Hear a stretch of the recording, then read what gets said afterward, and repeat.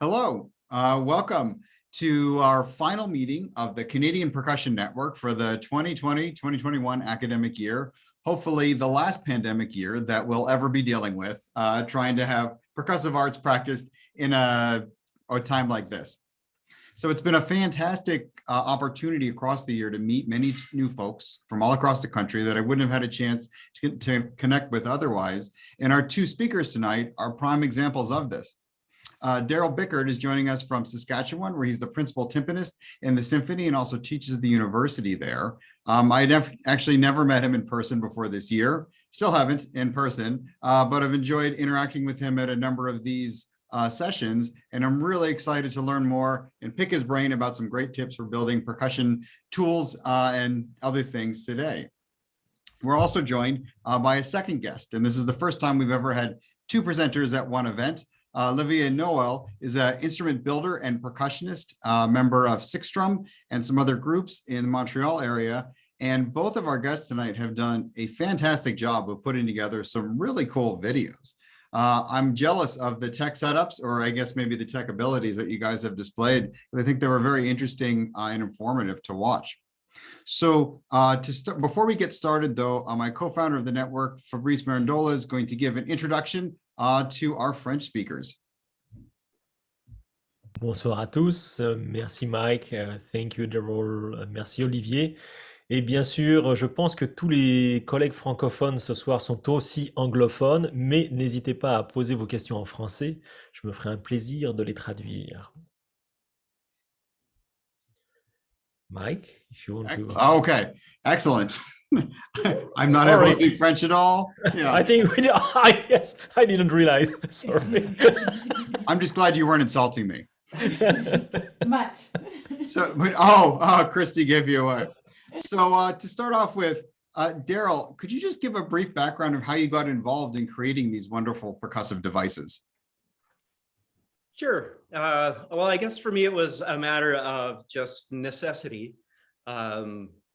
There's little resources here in terms of repair and stuff. So at university, when I started university, there was one other fellow and myself that were usually doing repairs. And out of that grew an interest in, you know, if I took the bottom half of this stand and the top half of this stand and kind of mismatched them, I'd end up with something that's also useful, but not what it was intended for, and things like that. And so I just ended up thinking that way. With the triangle hanger, I had actually seen another one that had been shown to me, another handmade one made out of a coat hanger.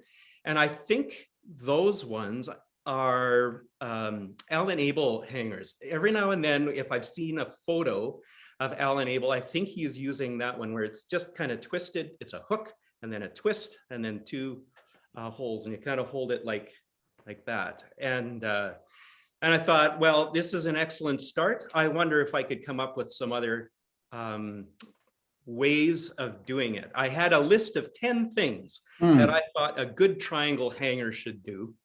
And so at the time I was teaching at the university, but also out of town at a high school. And so my trips back and forth were about 45 minutes long. So that was my design time. So as I was driving to and from Saskatoon, I'd be thinking about all the ways that this thing could be made better.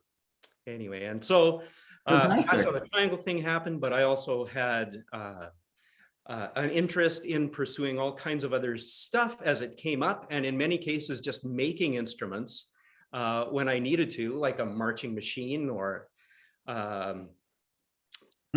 bell plates and things like that, just because we needed them and there wasn't another place to acquire them. Yeah, well, as they say, necessity is the mother of invention. Indeed. And yeah, Sean in particular enjoyed that 10 reasons why that you included in the video. I thought that was very slick. So Noel, same question for you before we delve into some of the details. How did you get involved in all this instrument construction? So I guess it all started around the time where I moved to Montreal. I discovered DIY, and parallelly to building my own furniture, I started making instruments. My first ones were shitty log drums. And as I got more used to my tools, buying new tools, the work that I could achieve was more and more precise. And then on the top of that, I have a trio in Rimouski, which was formed in 2014. And one of our biggest trademarks is building and designing our own instruments and researching new sounds. So with this group, I could make some contacts with great artisans. And I think these are great resources when I lack tools to make some kind of instrument. Yeah, fantastic. I'm sure that's something we can all relate to. Being stuck with the new sound that we need and no clear way of creating it. So just a specific question. I wanted to start off with Darrell. With the triangle clip, it's such an intuitive, like obvious thing to make, but I had never really thought about creating my own before. I know you mentioned all these specific reasons why it's excellent. Is there a specific playing situation you can recall where you were really glad to have that as opposed to one of our conventional triangle clips? Well, nothing specific. You must remember, this was like over 25 years ago I came up with this. So I've been using it for a very, very long time. But anytime, especially if you need to go from playing in your hand to putting it on a stand, or maybe even playing, I don't know if it was, did I put that on the video? I don't think that was there, but I created another little video where I actually played the triangle as I moved it to and from the stand. And you couldn't hear a difference in the sound of the triangle. You could hear that my hand was sometimes covering in front of the microphone. That's maybe why I didn't post it. But you couldn't tell the difference between when it was on the stand and when it was in my hand. Now, do you find certain hanger types work better than others? Like, is there a particular dry cleaner you'd recommend, or they're all fine? I think they're all okay. Well, so it needs to be bendable. So as long as it's bendable, the tiny little curls, those are really hard to get them turned. You're going to fight with that a little bit, but I think pretty much any regular coat hanger is going to do the trick for you. And you've been using the same one for 25 years, bending it for different angles for the stand without issue? Well, I use it. Okay, at first I did, but now for the last 24 years, I've sort of settled on an angle that I kind of like, so I haven't really changed it. The first time I've changed it in the last 24 years was actually for the video to demonstrate that you could do it. Because that's the idea, is that you have an angle, that you're comfortable with when you're playing, because you want this to still be horizontal. Hanging down, right? You don't want this to tip up like this. Well, because then the triangle no longer hangs underneath, right? You still want the triangle to hang like this. So, and everybody likes their stand at a little bit different angle, but once you've established an angle that you kind of like, you pretty much go back to something close to that. Interesting. And when you bend it, are you using a jig to bend it, or just doing that sort of freestyle? Just freestyle. Okay, excellent. Yeah. Okay. It's very crude. Very crude, but very effective. Yeah, very effective. Yeah, we haven't had two people on here before. So before we switch over to Olivier, Sean wanted to know, do you have only one loop of cord on the triangle clip? Or do you have like a second safety? Okay, so because a lot of times when I play triangle, because I'm the timpanist with the orchestra here, right? So a lot of times when I'm playing triangle, it's a pitch show. So I've just gone to using, this is blind cord, so it's a little thicker than most. So I don't have a second one on there. But you could use any kind of cord you want, because it's just looped around this shock cord, right? It just hangs from the shock cord. Okay. Like that. Okay. So if you want to do 2 loops or 3 loops, that could be the new fashion, 3 loops. Huh. But anything, any chord will work, and anything, any looping system you want to do can be adapted to that. Okay, fantastic. I'm curious if anyone out on the call has made one of these after watching Darrell's video, please mention it in the chat. I'm eager to make one of these myself at some point after all the grades are fully in. Cool. So Noel, I was curious because watching the video, I just thought the whole soundscape of what you were doing there was so interesting. And I was wondering, do you start with a certain idea of a sound you're trying to create with these instruments, or are you more tinkering around and seeing what they produce?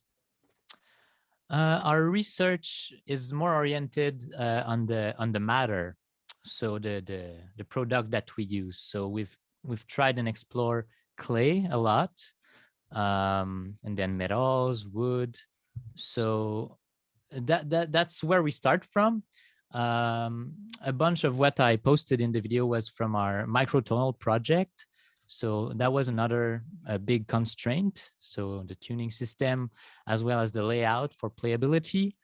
And it's strange how with the same set of pitches, depending on how you lay them out, your composition is going to be quite different, because it's part of the process. We're composing for our instruments. So if we were to ask a composer to write without seeing the instrument, just with the pitch set, some things would be maybe tricky to play, because they are it's a new design. Right. So yeah, that's where we start from, and then we adapt. There's a lot of trial and error. A lot of the sounds are quite fragile, so we either need a bit of amplification or some kind of special space to play. Huh. Now, do you find the idea for the composition precedes the building of the instrument, or you build the instrument and think of how it would sound, or is it sort of a cycle back and forth? It's definitely a cycle.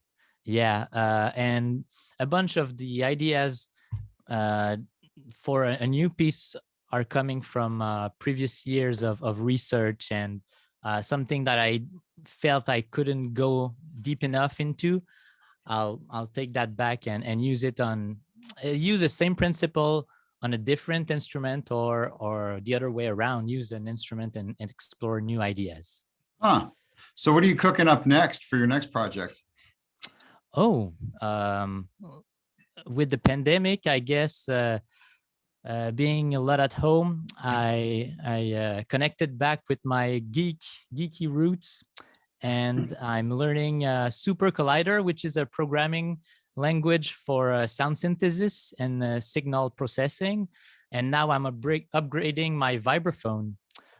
So maybe you can see here on the side.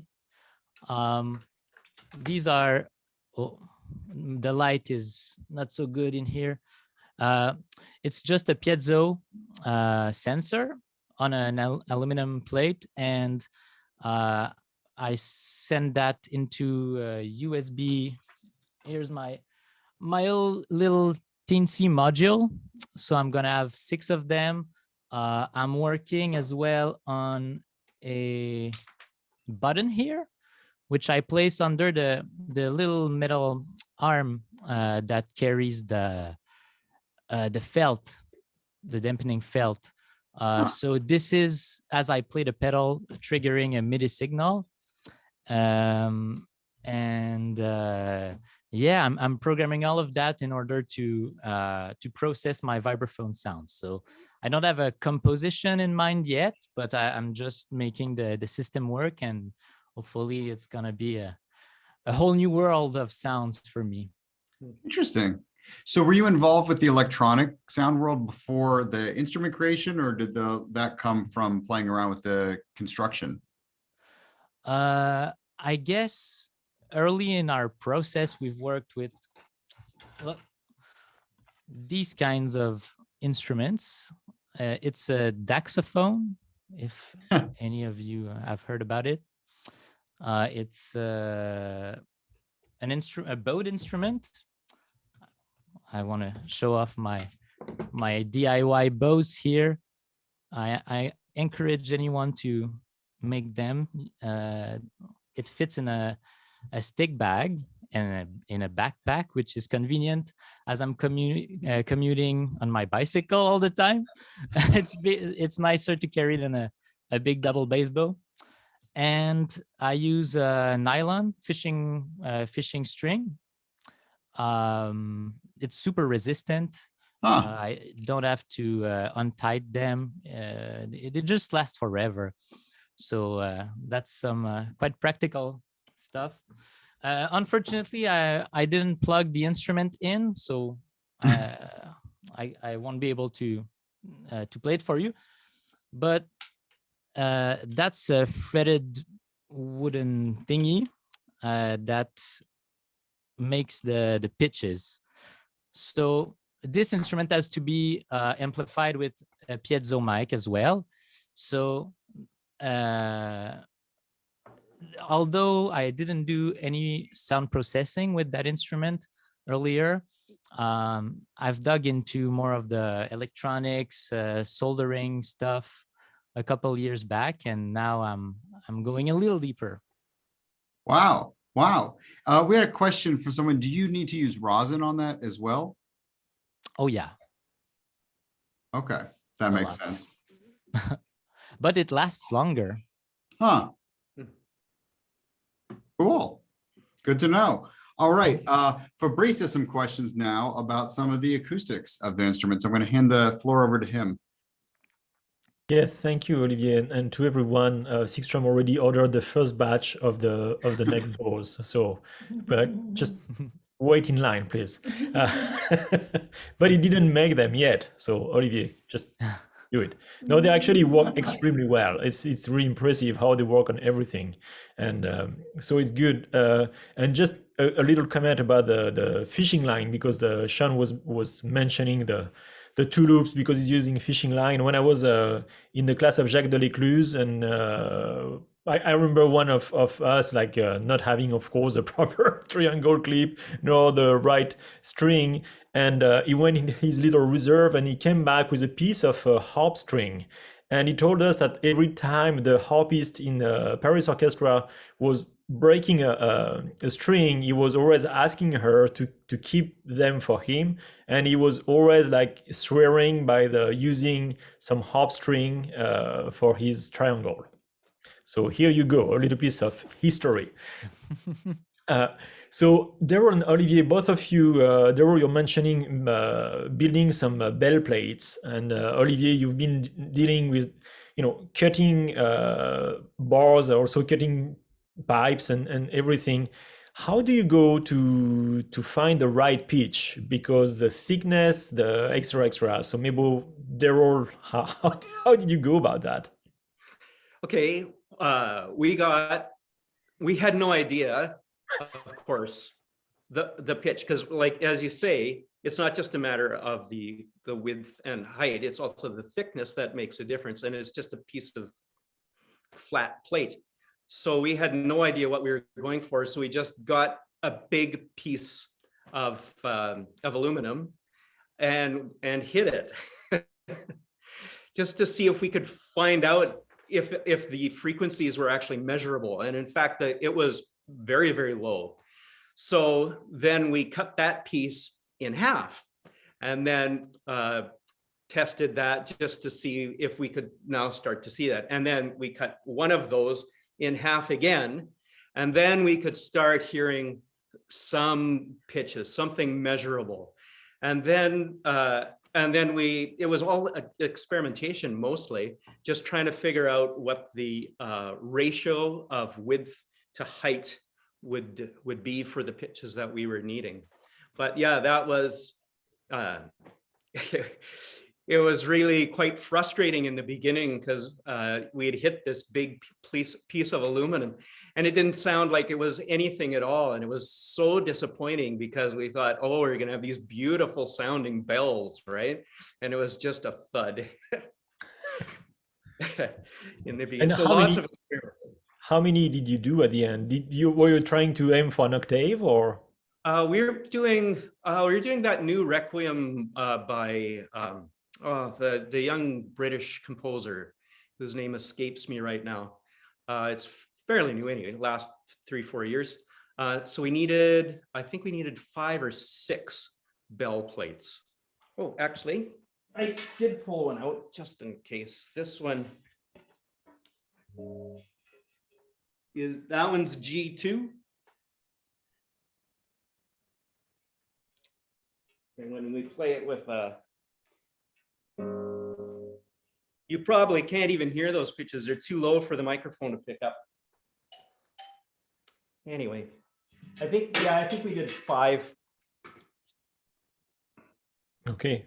And I noticed that you had a special a system to hang them again. Yes. So That- how do you That was come with that? another trick. Because of course, if you just hang string on there, the string is going to buzz against the plate itself. So you needed something that would be able to hang like. And then we hung it from one of those gong racks. You've probably seen those racks. They've got hooks for 3 gongs on the top row, and then another series of hooks for 2 gongs on the bottom row. And so that was enough. And then we just hung those things from the hooks. All right, thanks. And so Olivier, how did you do the same for you? Did you go the first time you were trying to cut pipes or plates or bars or anything you were trying to tune? Yeah, well, the nature of the 3-dimensional nature of percussion instruments makes them quite hard to predict in comparison to a string, for instance. Even with strings, if you use different densities or different thickness for a same length and same tension, the pitches are going to be different. So if you're trying to make an open string tuned instrument, you're going to have to be regular with the materials you use if you want to predict or calculate in advance the right lengths you want to use. With percussion instruments, it's definitely a trial and error sort of thing, where you're going to try to isolate a bunch of parameters, like keep the same wood throughout your system. All instances of a series is going to be of the same height, and you're going to only vary the length. With log drums, with temple blocks, we did a set in perfect fourths, a set in 11 equal division of the octave, as well as 13, 19, and a bunch of microtonal tuning of temple blocks. And they have this slit that makes for some fine tuning. This lowers the pitch. Another thing to consider is the limits of the pitches you're trying to reach for either a certain height or a certain material. So it's definitely an exploration type thing. So with the metal pipes, which is one of the simplest instrument you can tune and make your own, say, chromatic set, at a certain length, you're gonna only hear the higher overtones. So you lose the fundamental, and it makes the instrument unusable if you want to consider it like a keyboard. If you want to use it as a unpitched type of instrument, it's definitely fine. But yeah, there's always a limit to the pitches you can reach.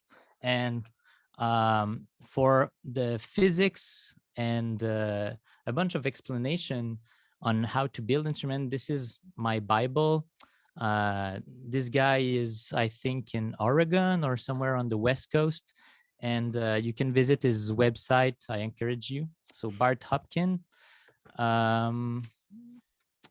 Yeah, he definitely explored all families of instruments, from the double reeds to the percussion, strings, and whatnot.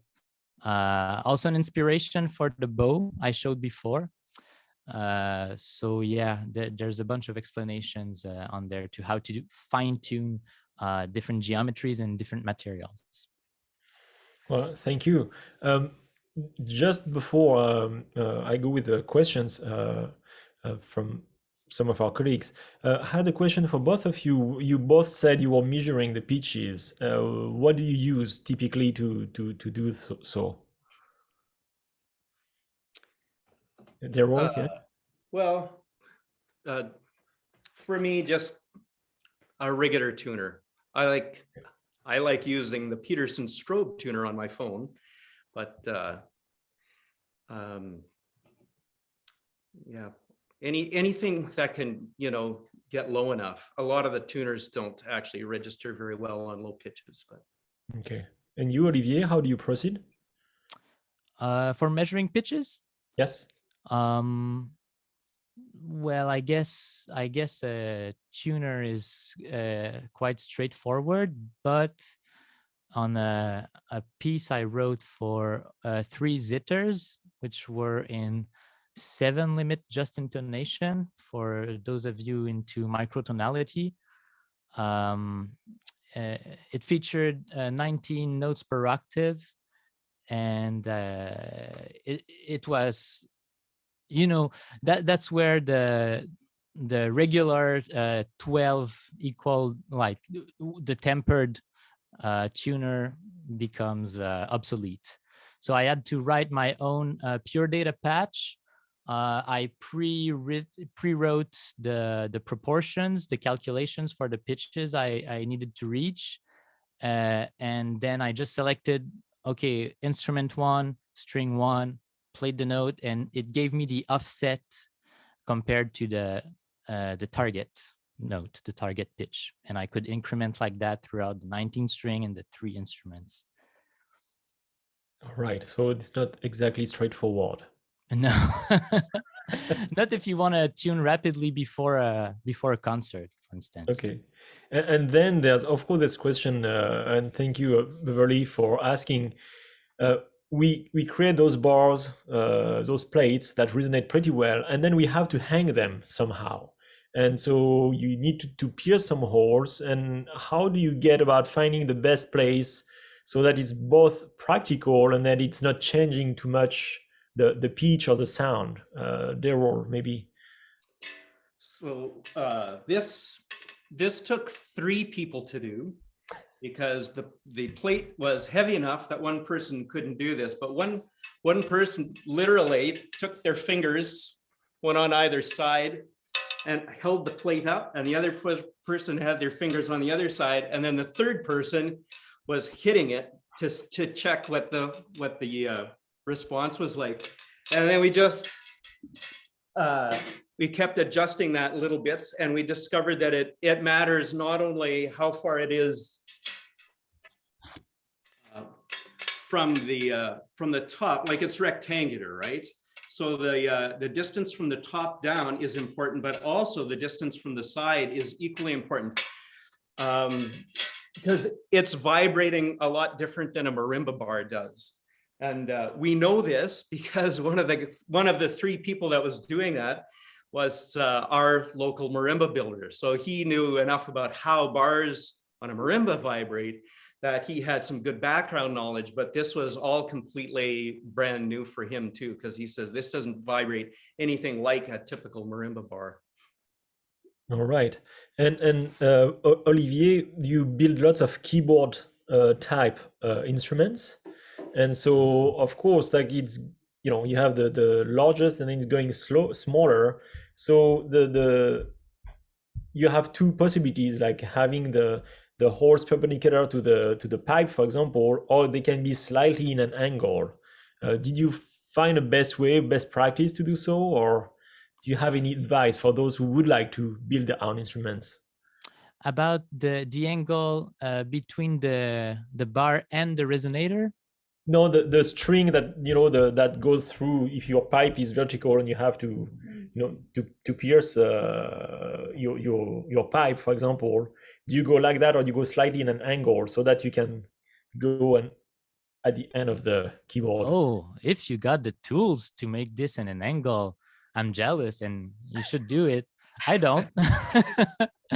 Yeah, I live in an apartment, and I can't have a. I don't know how these are called, but you have this thing you turn, and the drill. It's a drill on a stand, basically, and yeah, that's where the working with specialists becomes handy. So I showed on the pre-discussion video a quarter tone clay phone. I guess that's how we call them in English, clay phones. And we collaborated with two different guys. One who's a ceramist, and it's 5 years, 6 years of research before getting to those big fat bars that are going to resist forte nuances, because clay can be fragile. And also experimenting with the shape, and we could make notes that are arced, like the marimba and vibraphone bars. And the frame was made by a woodworker, and that's why the instrument is such a visual piece of art. I don't think as a trio of DIY percussionists we could do something so beautiful. Thank you.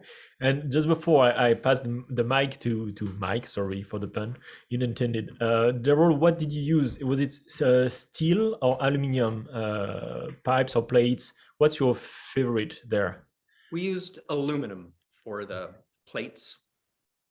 Yeah. Okay. And Olivier, when we are using pipes, well, recently with Six Drum we used copper, but have you used or otherwise other kind of metals? If you want to have a louder sound, I would go with steel, galvanized steel, or something similar, like plumbing pipes. Well, I guess they are all plumbing pipes, but I found out that copper is a little more delicate. There's more low end to the sound, and it's much easier to cut. So that's really convenient for the instrument builder. I discovered aluminum is also fun to work with, because it's softer. Maybe someday I'll be able to make an instrument out of gold. Who knows? Thank you. I think Mike has some questions for you next. Yes, thank you. So, Darrell, I was really intrigued by the sound demonstration that you did in the video, because I thought it was actually quite clear how different they sounded. It made me slightly embarrassed about what I might have used to mount some triangles in the past. So do you have any other samples here you could queue up to show us how that sounds on different stands? Sorry, different clips. Well, I have.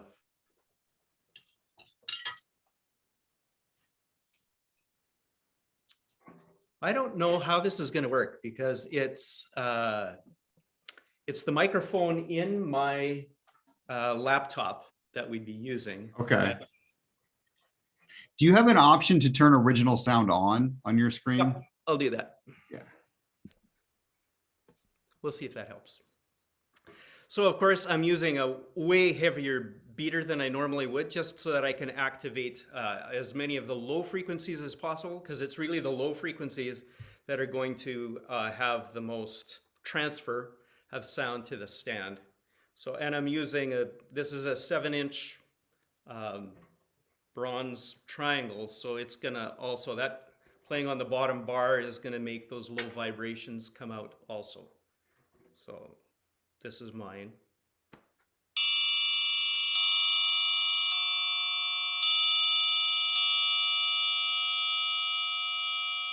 Can you hear that? Yeah. Or is it just noise? No, we can hear it. with a little echo effect, or maybe it's just me. Yeah. I've got a two. Two.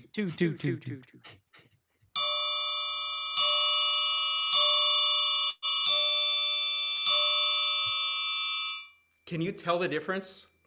From here, it's super obvious. Yeah. Noel, can you mute your microphone? I think that's might be where we're getting the echo. If you, Darrell, if you do it again, I'll mute my microphone as well. Okay.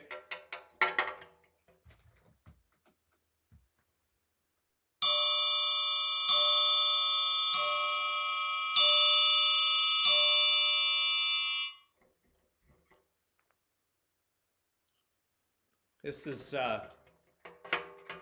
is a very expensive commercial brand.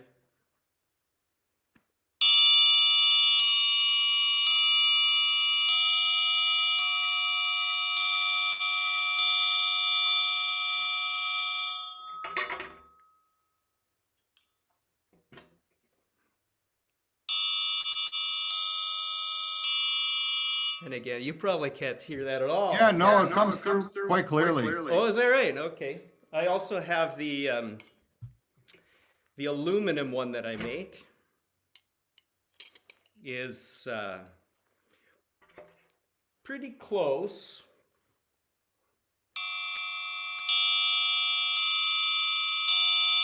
You'd be hard pressed to hear the difference between that one and the coat hanger one, but I can hear a little bit of difference. Cool. Oh, Now, here I wondering- can do that. This demo is kind of fun. So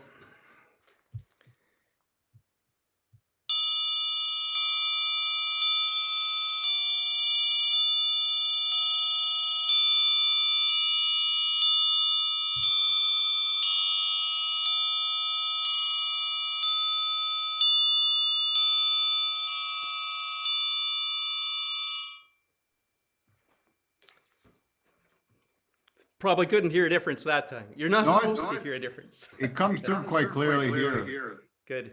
I mean, I've talked to my students about the importance of taking it off the stand. I think that makes it quite nice.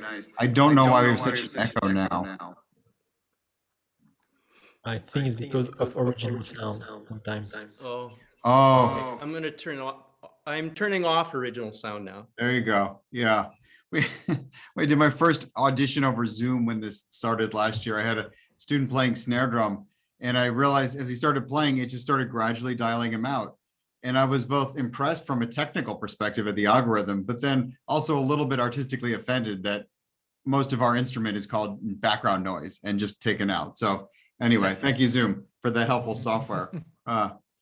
Olivier, I'm curious, turning back to you, if you have any acoustical insight into why we're getting such a striking difference between those two. I know obviously it has to do with the way it's clamping onto the stand, but into the mechanics of what's happening based on your design experience? I would say that the thing in contact with the instrument has to be, the contact surface between the thing that is freely vibrating and its mount has to be minimal in order not to transmit vibrations through the object and whatnot. On the other hand, the music stand can become an amplifier of its own if it vibrates because of the triangle. So my approach to sound is I'm not seeking for a purity of sound in a classical or orchestral way of thinking. I see that more as a different soundscape or way of exploring sounds in the space. So I wouldn't discriminate the three, any of the three holders. Maybe I would lay them out on a single stand and use that as a feature in some piece of music. Oh, that's a cool idea. Thank you. So just moving beyond the triangle, I don't want to shortchange the second part of your video, Darrell. I was really fascinated by this shorter stick approach. and reflecting on how many times, yes, I've been frustrated with the tucks getting that stick caught there. So do you find it feels fairly fluid to use those shorter mallets, or do you ever find yourself wishing for some of the balance you got from the longer ones? Actually, this is probably the only stick I use now, this one that I cut short and then added that weight at the end. I'm not quite finished with it yet. I'd actually like to be shorter than this. So I'm going to continue to do some experimenting, but I actually, well, I don't know. You guys don't want to hear me play, but I'll do a quick little. Do you want to turn the original sound back on before you do that? Yep. So we don't lose you. And I'll play quietly, but.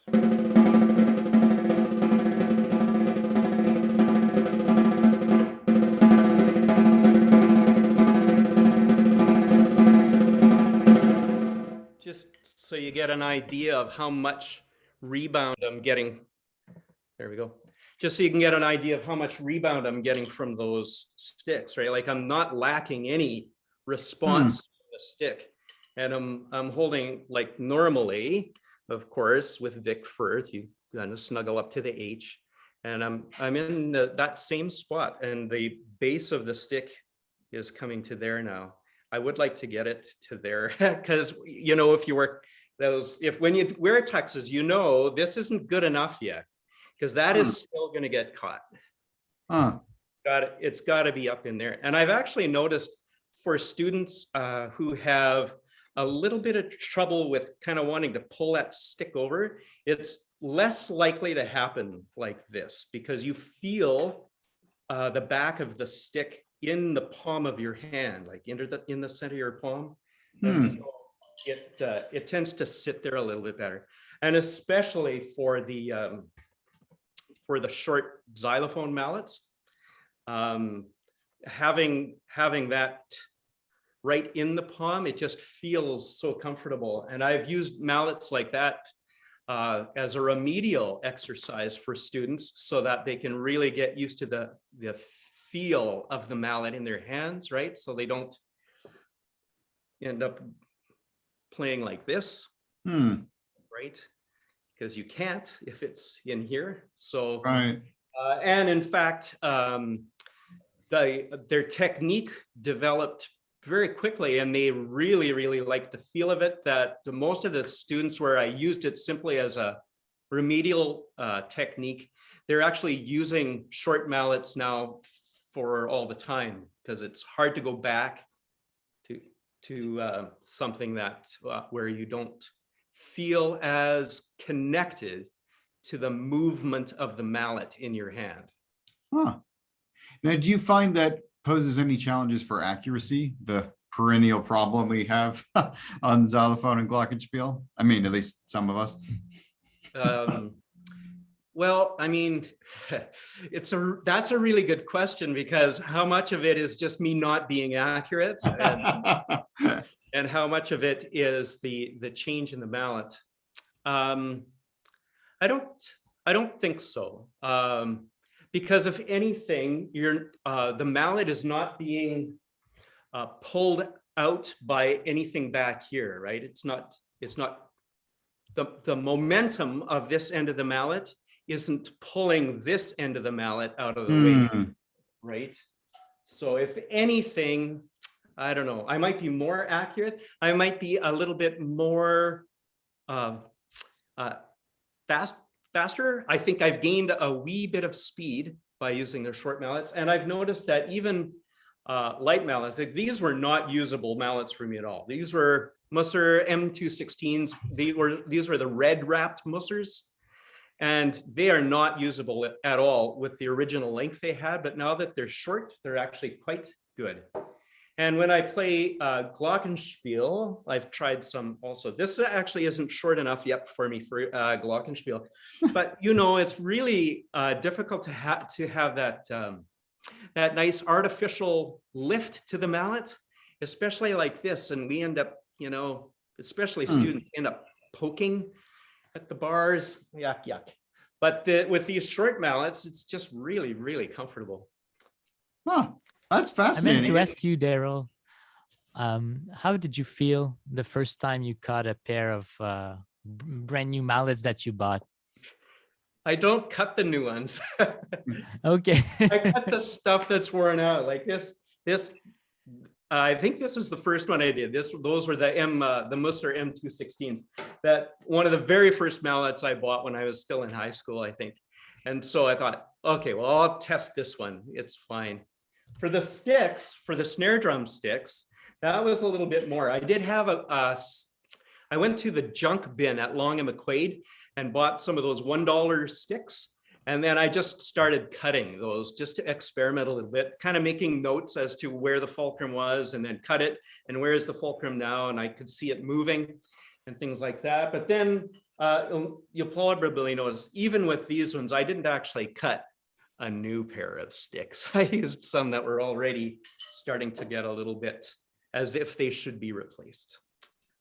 But I haven't, well, these ones, these are the only mallets so far that I've actually cut or purchased for the purpose of cutting.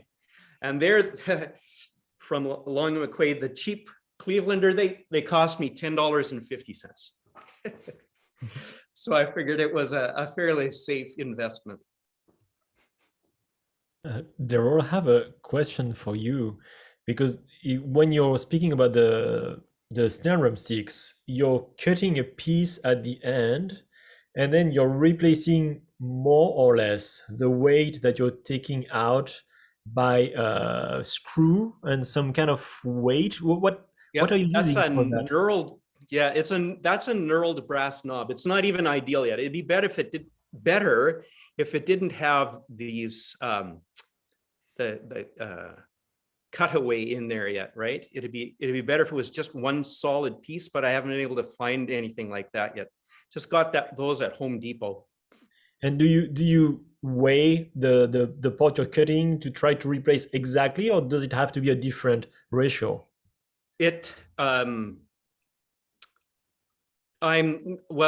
I can't find a brass weight that is exactly the weight I want, I'm just kind of experimenting yet. I needed something that was a replacement for what was there. And this brass piece replaced about 1.5 inches or 2 inches of wood in terms of weight. Mm-hmm.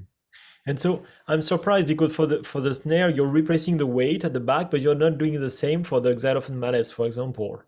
And it must feel different somehow. So I'm just imagining for myself having a shorter mallet and with more weight at the top. It must have an impact on your technique somehow. Or am I imagining? It makes it better, actually. And it alleviates all kinds of, we all do funny little things with our grip. And this kind of eliminates a lot of those funny little things that crop up in our grip. And yeah, okay, so these two mallets are going to be different weights because one is quite a bit bigger. Before I cut it off, this was almost exactly the right comfort for me for a mallet. Now it almost feels a little too heavy for playing the same passages. This one felt quite a bit too light before I cut it, but now it feels almost just right for some of the passages I'm doing. Interesting. So it was almost too light, and then you cut it so it's lighter, but it feels better. Yeah. Isn't that weird? Well, it's because there's nothing sticking out the back. There isn't a counterbalance there, right? So all the weight you're feeling starts from here and then up. And so we have Craig proposing some new design with to insert a nut and then a screw that you could dial in out to get the right balance. Oh, yes. Maybe absolutely. That'd be great. Maybe we need to have one more of the sessions, Mike, so we can come back and compare all of our DIY after the summer, trying things around the barbecue. That would be. You could have a CPN show and tell in August. Yeah. When the COVID's over, everybody come to my backyard and we'll. Yeah. We will for sure. But then, have you tried to go with longer mallets to see if that would do something? Nope, only short ones. Because again, the problem is all the Oh, is the excess tux? Yeah. stuff sticking out the back, right? All right. So I only went with short. We got plenty of long mallets. Because I'm asking because when I was I think a long time ago, I was playing a piece with like very large intervals, and one of my friends said like, why don't you use longer mallets? And I was like, oh duh, why not? And then I ordered mallets that were like probably 1 inch, 1.5 inches longer, and indeed it solved all the problems where I couldn't reach, be beyond the octave very comfortably, and all of a sudden I could go with the 10th, and it was working again. And that's the first time I thought about the length of the mallet as being, because usually you go, you try, and you don't ask for something short or longer. You buy a Mercer or you buy a Malletech, and that's how they come. So it's interesting to think about the length. Maybe another question: and are you using rattan or are you using wooden shafts? I mean, well, all of my old mallets are rattan shafts because I really hate birch. But I have discovered that even the birch mallets that I've cut short are usable again because there's all this cushion in here now, right? It doesn't feel, I don't feel so much that shock wave coming up the shaft of the mallet when I'm playing. Because there's a built-in cushion in the palm of the hand. And so it actually feels better. I still prefer rattan, but it's not as much of a issue anymore. And when you're cutting the rattan, is it coming slightly apart, all the little fibers? Or do you have to do something? I know a maker in France was using nail polish to dip the end of the handle, the shaft, to make sure that it was not splitting. Do you have to do something like that? I just use tape. Masking tape works reasonably well. Yeah. And then I use a hand saw to cut that, just so I can be a little bit more careful about doing it. With the sticks, I use my miter saw. All right. Thank you. And maybe Olivier, to finish on the mallet aspect, you're devising new instruments, and I'm thinking about the clay bars. Did you have to design also new mallets or new wrapping for the mallets to be able to play those instruments? We've explored what the industry provided us with. Yeah, there's a bunch of mallets of all sorts, and we could find something that fitted the instrument. Although in my practice, at least, it's more of a matter of ergonomics and sound, if I definitely don't have a mallet. So the zither string instrument I was talking about earlier with 19 strings, for these, I wish I had the instruments with me, but they are 600 kilometers away. But I built some tiny birch mallets with dowels, and the head was just a slim cut out of a dowel. Although I recently fell into 3D modeling and 3D printing, and that's a whole new opening for my instrument craft and design, because I feel like a lot of what we work with is very tiny, and as I don't have all the tools to work all the matter, I feel like for some things that can be in plastic, this is definitely becoming convenient. All right. Thank you. Yeah, 3D printing mallet heads. That's the new the future, Olivier. Here's a little, I use my phone with OSC protocol to send the signal when I do sound processing. And this actually fits right on there. So yeah, 3D printing is the future. So everyone, if you have special orders, you know who to call in Canada. Right. Thank you both. I will probably ask Mike to wrap up this session, and it's, I think, as you said, the last one of this series that started a few months ago. Mike? Yeah. Well, thank you. This has been very interesting food for thought, and I've got a whole bunch of percussion ideas to tinker around with. So I think this is a really cool way to finish this series out. So I think it was a year and a half ago, Fabrice and I were at dinner at a Day of Percussion in Ontario when we actually had events happening in the world. And we were saying, like, wouldn't it be cool if we had a way to get more connections in the percussion community in Canada? And we'd actually been talking about that for, I think, 4 or 5 years, never had a chance to do it. And as it turns out, never let a good pandemic go to waste. I think this was a great time to jump in and start that. So we've both really enjoyed connecting with all these new folks that we had met across the country. And I've certainly learned a lot from this. I hope everyone else has as well. So thank you so much for tuning in. I know there's a lot of online content happening these days, so we appreciate your time and attention. And we're still talking now about what the best thing is to do next year.